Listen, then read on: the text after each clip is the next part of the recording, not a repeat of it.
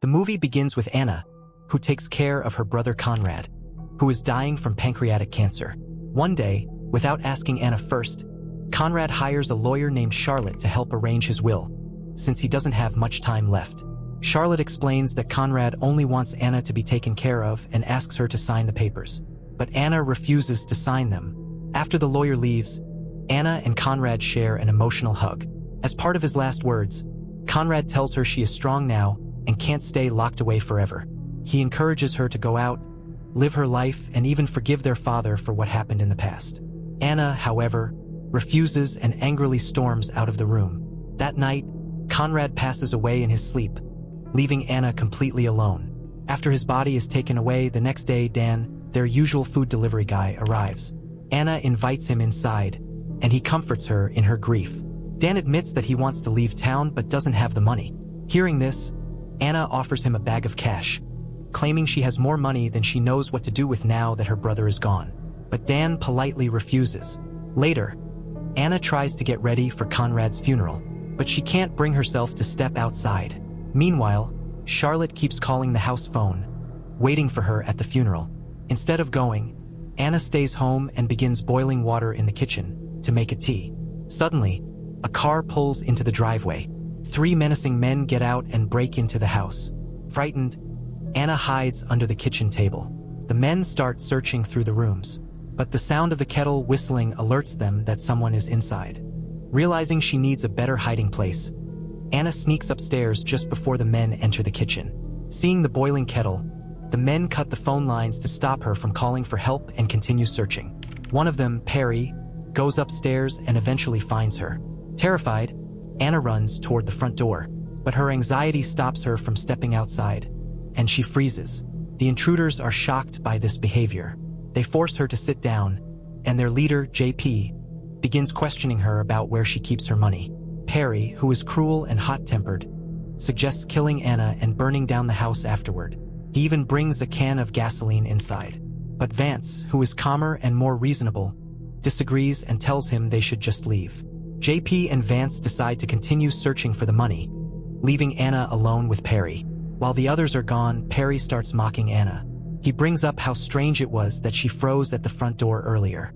This is when it's revealed that Anna suffers from agoraphobia, a fear of the outside world. She hasn't stepped outside for 10 years, ever since her father's death. Knowing this, Perry cruelly drags Anna out to the porch, forcing her into a panic attack. JP steps in, grabs Anna, and tries to question her about the money. But Anna, overwhelmed and breaking down, suddenly wets herself and can't answer. They bring her back inside. This time, JP asks Vance to watch over her, since Perry is too reckless. Vance hands Anna some clean sweatpants and tells her to change, but she doesn't move. Meanwhile, JP and Perry continue exploring the basement. They notice multiple doors, one of which has no handle. Back upstairs, Anna tries talking to Vance, telling him he's different from the others. But this angers him. Vance snaps and admits that the whole break-in was his idea, and they're not going to let her go. At that moment, Dan, the catering guy, suddenly barges in and pulls Vance away. Shockingly, Vance calls Dan by name, revealing that they know each other. Anna is stunned and uses the distraction to run off and hide. Hearing the noise, JP and Perry rush back into the living room. They find out Anna is missing, so Perry and Vance start searching for her, while JP ties Dan up. Growing impatient, Perry grabs Anna's pet parakeet and threatens to kill it in order to lure her out. But Anna stays hidden, so Perry kills the small bird before heading back to the living room with JP and Dan. Anna quickly runs off and hides inside the bathroom, where Vance manages to find her. Panicking, she stabs him in the throat by mistake, killing him instantly. Anna drags Vance's body down to the basement. JP and Perry, thinking Vance could handle her, rush downstairs and are shocked when they see him dead. In the basement, they spot Anna, but she slips away through a door and disappears from their sight. Anna has actually made it back upstairs. She pulls a hidden lever that folds the basement stairs into the wall, trapping the men below. At this point, the situation has completely flipped. She then goes to Dan, who is tied up, and sits in front of him. Angry that they tried to rob her right after Conrad's funeral, she demands an explanation. Dan admits he is friends with Vance but doesn't know the others. He told Vance that Anna was alone and had offered him money, but he never expected Vance to plan a robbery. Anna becomes furious. She snaps one of Dan's fingers and drags him to the basement door. She tells him this would not have happened if he had just accepted the money, then throws him down. Anna heads into a control room where she can watch everything in the basement. Dan's kneecap is out of place, so one of the guys helps fix it. A little later, Anna opens the basement door and tells them there's a first aid kit in the other room. Perry, frustrated, smashes Dan's injured leg, but JP tries to stay calm and enters what looks like a neatly kept child's room. Suddenly, the door shuts behind him. Anna is using a special controller that operates the basement's hidden mechanisms. Perry refuses to stay trapped and rams himself into a door until it breaks. He finds a long hallway and a room with a noose hanging inside. He realizes this room is connected to where JP is stuck. Then the hallway lights shut off. When they turn back on, Perry notices a hole in the wall. Looking inside, he sees a staircase leading upward.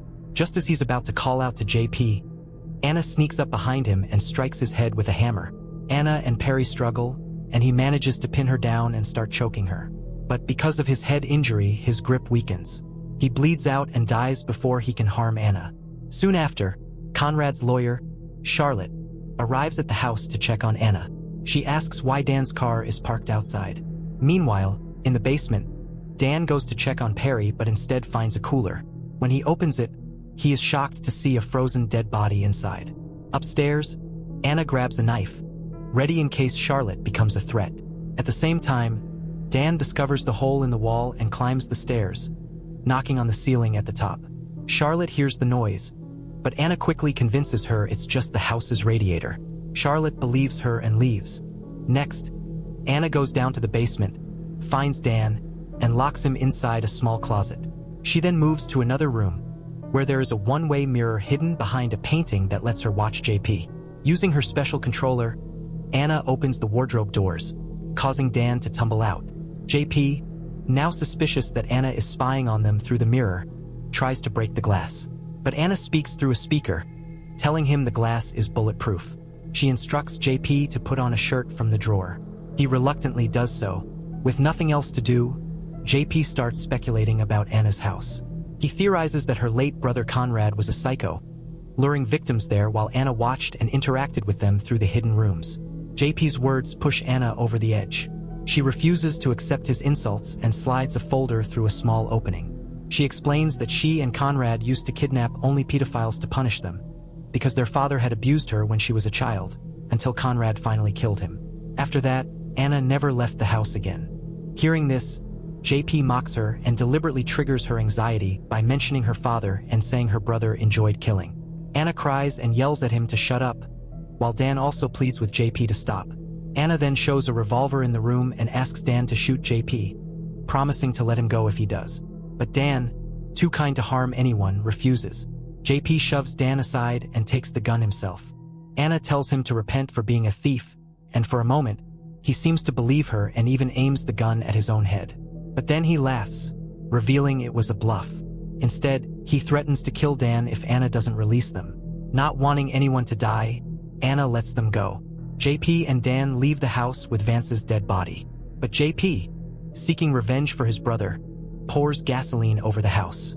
Anna tries to stop him by giving him money, but he no longer cares. They struggle, and Anna manages to escape and run upstairs. JP chases her and pins her down on the bed. In a disturbing move, JP says he wants to do to her what her father did before killing her. Just then, Dan bursts in and tells him to stop. Taking advantage of the distraction, Anna grabs the revolver and shoots JP dead. Anna and Dan quietly walk downstairs. She sits in a chair, silent, and they share a look. Dan then leaves, closing the door behind him. For reasons unclear even to herself, Anna finally overcomes her agoraphobia. She sets the house on fire, destroying its secrets. Anna walks away from the burning house, ready to live the life her brother had wanted for her. This is where the movie ends.